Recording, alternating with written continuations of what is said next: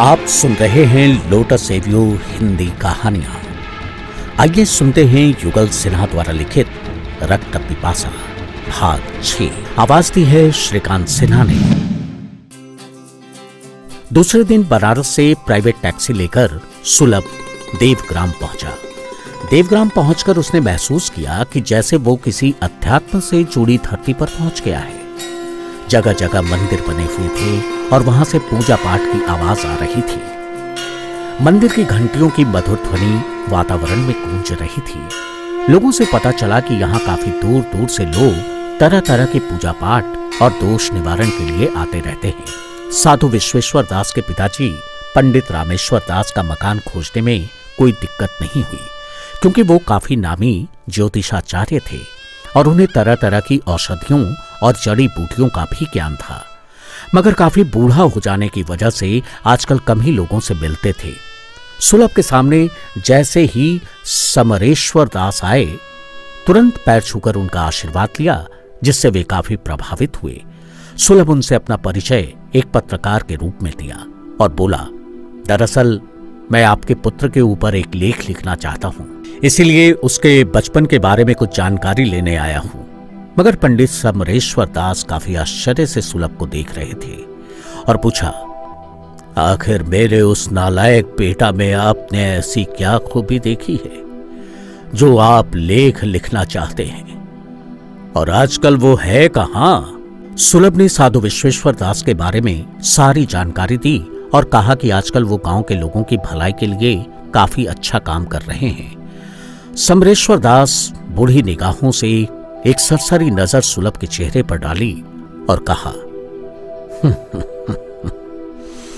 तुम कहते हो तो मान लेता हूं, मगर मेरा ज्योतिष ज्ञान यही कहता है कि वो जीवन में गलत काम करने के अलावा और कुछ नहीं कर सकता, और अगर ऐसा कुछ कर रहा है तो उसमें उसका कोई ना कोई स्वार्थ ही होगा।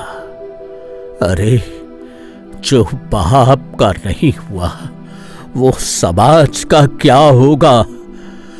खैर, पूछो, तुम क्या पूछना चाहते हो? सुलभ ने कहा, वो सब कुछ जो आप बतलाना चाहें, क्योंकि मैं उनके संबंध में सब कुछ सुनने के लिए ही आया हूं। समरेश्वर दास बोले, विशु को बचपन से ही अजीब सी जिद थी और अजीब व गरीब हरकत करता रहता था।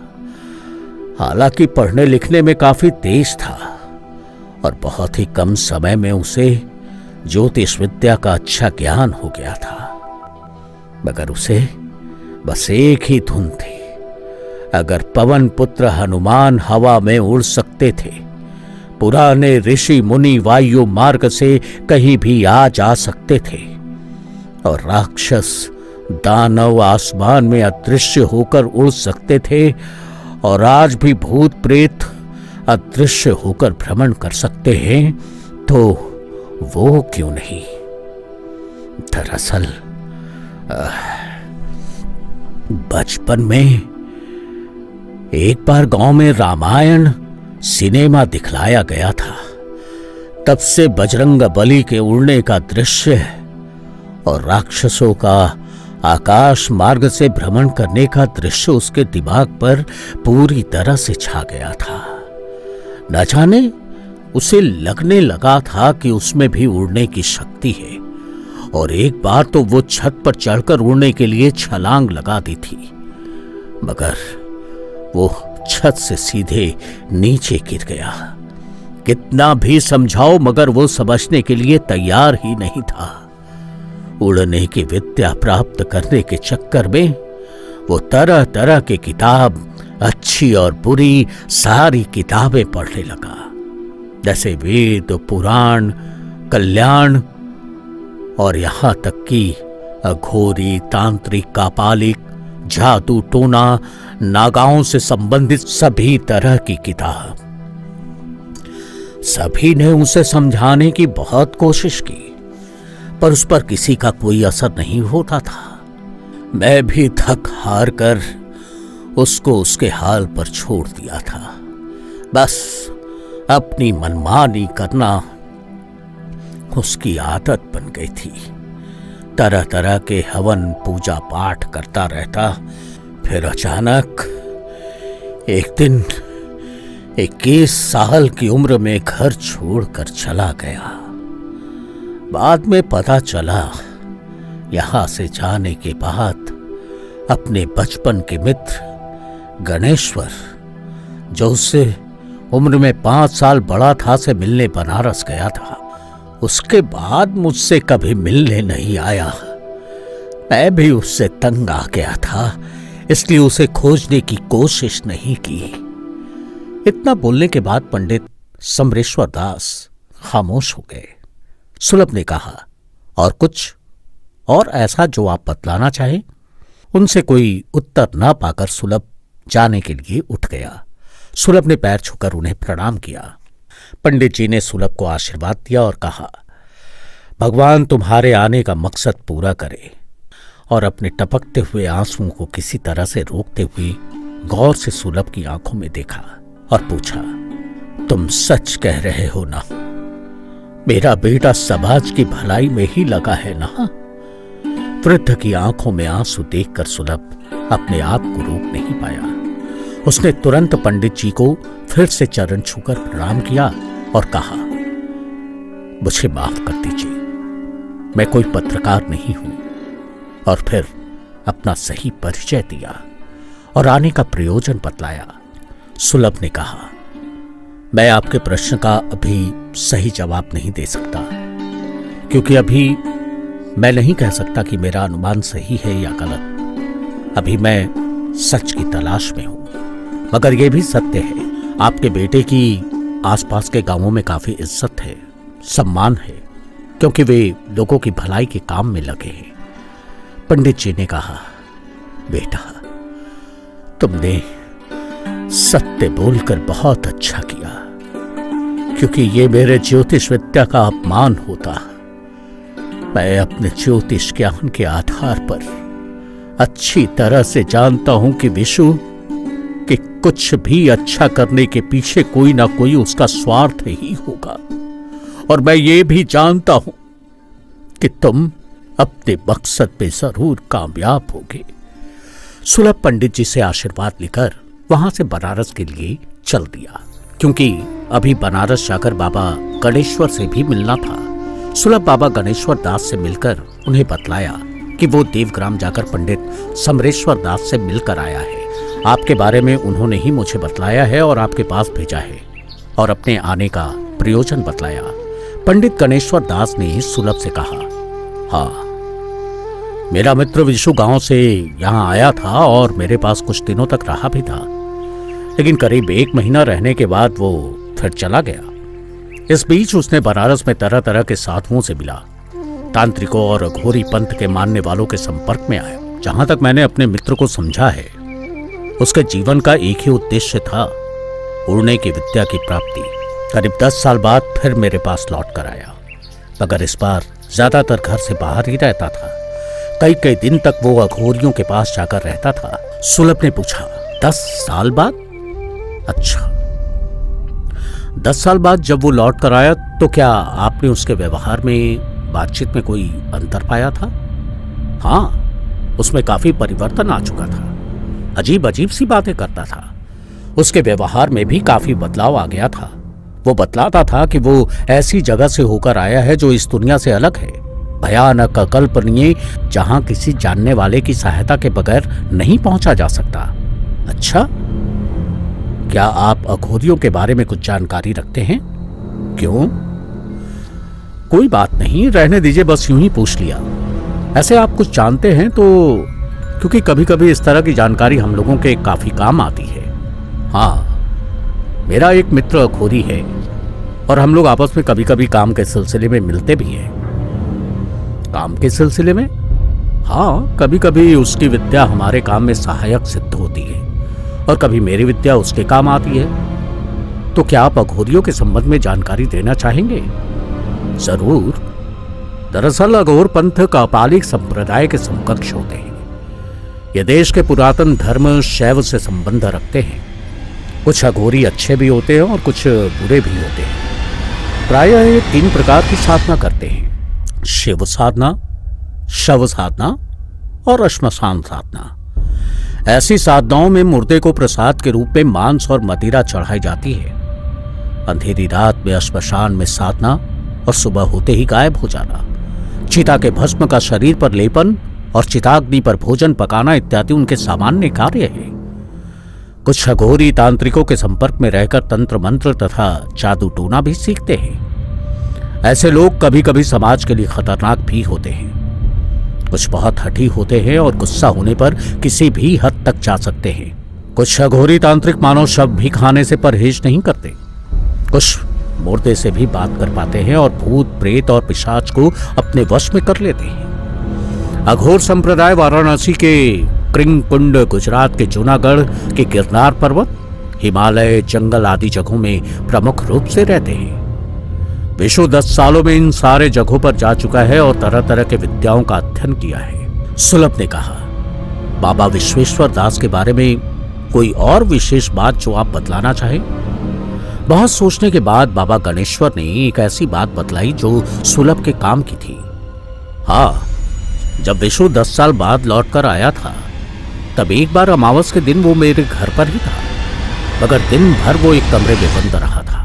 अंदर से कभी धुआं, कभी अजीब सी आवाज आती रही जैसे कोई विशेष अनुष्ठान कर रहा हो। और फिर सूरज ढलने के बाद दरवाजा खोलकर बाहर निकला और आंगन में खुले आकाश के नीचे खड़ा हो गया। वो बहुत ही डरावना लग रहा था उस दिन। देह में अजीब सी अकड़न, आंखें लाल, बाल बिखरे हुए। मैंने सोचा शायद कमरा बंद होने के कारण धुआं से ऐसा हो गया होगा। उस समय मैं कुछ काम से अंदर अपने कमरे में चला गया, पर तुरंत ही लौट कर आया तो देखता हूं वो कहीं नहीं है। सुलभ ने कहा, कहीं नहीं है यानी? अब मैं यकीन से कुछ नहीं कह सकता। कैसे, कहां, कब वो कहीं चला गया था, क्योंकि बाहर जाने से पहले हमेशा वो मुझे बताकर ही जाता था। मगर इस बार नहीं। वो सुबह में लौट कर आया, मगर काफी थका हुआ लग रहा था और बिना बात किए हुए कमरे में चला गया। सुलभ बाबा गणेश्वर से मिलने के बाद वापस लौट गया। शाम में घर पर सुलभ, अमर सिंह और श्वेता भजिया और चाय का आनंद उठा रहे थे और केस के सभी पहलुओं पर विचार कर रहे थे। दीपा किचन में और भजिया तल रही थी। सुलभ अपने बनारस ट्रिप की जानकारी उन दोनों से शेयर की। श्वेता ने भी आश्रम की अब तक की सारी जानकारी शेयर की और अफसोस जताई कि अभी तक डायरी उसके हाथ नहीं आई है। सुलभ ने कहा, कोई बात नहीं, बस तुम प्रयास जारी रखो, कहीं ना कहीं तो होगी ही। और फिर कहा, अगर इस भजिया के ऊपर गोल मिर्च और काला नमक छिड़का जाए ना तो खाने में कुछ और मजा आ जाता। तुम क्या कहती हो? बिल्कुल मजा आ जाएगा, मैं अभी किचन में जाकर लाती हूं। किचन में जाकर श्वेता बोली, अरे भाभी, आप तो भजिया पर भजिया तले जा रही हैं, अब इतना कौन खाएगा? दीपा बोली, क्यों श्वेता, मैं भी तो खाऊंगी, अभी मैं खाई। ओह सॉरी भाभी। अच्छा भाभी, गोल मिर्च और काला नमक का पाउडर है क्या? हाँ है ना। और एक एक डब्बा खोल खोल कर खोजने लगी। अरे भाभी, सभी डब्बा तो एक ही किस्म का है, क्यों नहीं सब पर नाम लिखकर स्टिकर लगा देती है? क्यों नहीं सब पर सामान का नाम लिखकर स्टिकर लगा देती है? अरे कल ही सारा नया डब्बा मंगाया है ना, मैं सोच ही रही थी स्टिकर लगाने की। अलमारी पर रखे डब्बे को देखकर श्वेता को आश्रम की लाइब्रेरी का ध्यान आया और सोचने लगी, कहीं ऐसा तो नहीं कि बाबा की डायरी वहीं कहीं किताबों के बीच में रखी हो, क्योंकि लाइब्रेरी में भी सारी किताबों पर एक ही तरह का कवर लगा हुआ था और इसलिए बिना किताब का पन्ना पलटे कोई नहीं कह सकता था कि किस विषय की कौन सी किताब है। दीपा ने सही डब्बा खोजकर श्वेता को दे दी। श्वेता डब्बा लेकर बैठक में पहुंची। सुलभ ने अमर सिंह से कहा, अरे यार अमर सिंह, जिला मुख्यालय से कोई फोन आया था क्या? अरे सर, मैं तो बोलना ही भूल गया। हाँ आया था ना, और हम तीनों को वहां बुलाया गया है। ठीक है, हम लोग कल ही वहां चलते हैं। मगर श्वेता, तुम्हें आश्रम भी जाना होगा ना? श्वेता ने कहा, कल मुझे आश्रम नहीं जाना, क्योंकि कल बाबा को कहीं दूर गांव में किसी बच्चे को देखने जाना है। शायद किसी चीज के काटने से बच्चा किसी विष के प्रभाव में बेहोश है और इस तरह के मरीजों को ठीक करने के लिए लोग उन्हें दूर दूर से बुलाते हैं। अच्छा, तब तो अच्छा हो गया, हम सुबह ही मुख्यालय जा सकते हैं। सुलभ, अमर और श्वेता 11 बजे जिला मुख्यालय के एसपी वीरेंद्र प्रताप के ऑफिस पहुंच गए। क्राइम ब्रांच के उच्च अधिकारी भी इस मीटिंग में बैठे हुए थे। सुलभ ने अब तक के केस की सारी घटनाक्रम को सिलसिलेवार ढंग से उन लोगों के सामने रखा और अंत में कहा, सर, अगर साधु बाबा के पिछली जिंदगी को ध्यान में रखकर केस की सारी घटनाक्रम को एक साथ जोड़कर देखें तो सारा शक बाबा की ओर ही जाता है। बस मैं ये नहीं समझ पा रहा हूं कि उस पहाड़ के गुफा में आखिर वो नर कंकाल किसके हैं और उस ड्रग्स के भंडार का चक्कर क्या है। वीरेंद्र प्रताप ने कहा, अगर तुम्हारी बातें सच मान ली जाए तो बाबा का ही इन तीनों कत्ल के पीछे हाथ है और वही हर अमावस की रात को मारकर खून पीता है, तो यकीन के साथ कह सकता हूं कि वो सभी नरकंकाल उन्हीं लोगों के हैं जो 3-4 महीना पहले तक हाईवे से गायब हुए थे। ऐसा पता चला था कि लोग कम पैसे में सवारी के चक्कर में किसी न किसी ट्रक में हाईवे में बैठकर रक्सौल जाया करते थे, मगर रक्सौल न पहुंचकर रास्ते में ही गायब हो जाते थे। इसलिए हाईवे पर पेट्रोलिंग काफी बढ़ा दी गई है और लोग अब भी सतर्क हो गए हैं। चूंकि हाईवे से 1 महीने में एक ही व्यक्ति गायब होता था, इसलिए अब तक कोई भी पकड़ में नहीं आया है, मगर पिछले 3-4 महीने से यह सिलसिला बंद हो गया है और इसलिए लगता है कि बाबा अब अपना शिकार गांव वालों को बना रहा है। और जहां तक ड्रग्स का सवाल है, मैं इसके लिए कुछ अधिकारी अलग से लगाता हूं ताकि ड्रग्स नेटवर्क का पता कर उसे खत्म किया जा सके।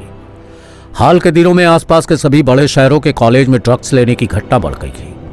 इन सब के पीछे कोई ना कोई शातिर दिमाग काम कर रहा है, जिसे पकड़ना बहुत जरूरी है। वीरेंद्र प्रताप ने आगे कहा, आप लोग बहुत अच्छा काम कर रहे हैं, मगर आगे साधु को पकड़ने की आप लोगों की योजना क्या है? सुलभ ने आगे की योजना बताई। वीरेंद्र प्रताप ने कहा, योजना अच्छी है, ठीक है, गुड जॉब, और अब आप लोग जा सकते हैं। सुलभ ने कहा, सर, मैं चाहता हूं जब तक साधु रंगे हाथों न पकड़ा जाए तब तक उस गुफा को न छेड़ा जाए, नहीं तो साधु सतर्क हो सकता है। हाँ, मैं भी यही सोच रहा था। अच्छा ठीक है, अभी सिर्फ यही पता करने की कोशिश की जाए कि ड्रग्स नेटवर्क के पीछे किसका हाथ है और किस तरह यह काम कर रहा है। तीनों दोनों उच्च अधिकारी से हाथ मिलाकर वापस लौट गए। दूसरे दिन थाना पहुंचकर सुलभ और अमर सिंह एक बार फिर इस केस से संबंधित सभी पहलुओं पर विचार करने लगे। अमर सिंह ने कहा, सर, बाकी सब तो ठीक है, मगर हवा में तैरती हुई आकृति का रहस्य अभी तक रहस्य ही है। हाँ, तुम ठीक कहते हो, मगर मैं समझता हूं कि इसका जिक्र बाबा की डायरी में जरूर होगा।